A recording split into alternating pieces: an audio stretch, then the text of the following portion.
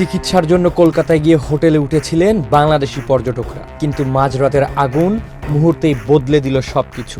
New মার্কেটের কাছে মির্জা গালিব স্ট্রিটের শিখাইন হোটেলের ভয়াবহ অগ্নিকাণ্ডে প্রাণ হারিয়েছেন 9 জন। নিহতদের মধ্যে 7 জনই বাংলাদেশি। এই ঘটনার পর কলকাতার পরিচিত হোটেল পাড়া নিয়ে বাংলাদেশি পর্যটকদের মধ্যে তৈরি হয়েছে আতঙ্ক।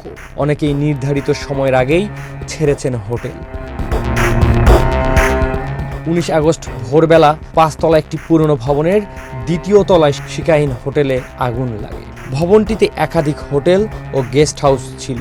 আগুনের সঙ্গে দ্রুত ছড়িয়ে পড়ে ঘন ঘন ধোঁয়া। প্রায় 80 জনকে উদ্ধার করা হলেও 9 জনের মৃত্যু হয়।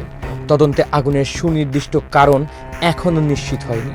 বৈদ্যুতিক ত্রুটি সহ বিভিন্ন সম্ভাবনা খতিয়ে দেখা হচ্ছে। ঘটনার পর সামনে এসেছে হোটেলটির অগ্নি নিরাপত্তা নিয়ে গুরুতর প্রশ্ন। প্রতিবেদনে বলা হয়েছে, ভবনটির কক্ষগুলো ছিল অত্যন্ত সংকীর্ণ। অনেক জানালায় লোহার গ্রিল ছিল এবং ফায়ার অ্যালার্মের ব্যবস্থাও ছিল না। সরু পথ ও পর্যাপ্ত জরুরি নির্গমন ব্যবস্থার ঘাটতিও ছিল বলে জানা যায়। আরও জানা গেছে, ভবনটি পশ্চিমবঙ্গের ফায়ার সার্ভিসের সদর দপ্তরের খুব কাছেই অবস্থিত। নিউ মার্কেট, সদর street, Marquis street, Lindsay street ও মির্জা গালিব স্ট্রিটের মতো এই হোটেল পাড়া বাংলাদেশি পর্যটকদের কাছে দীর্ঘদিনের পরিচিত।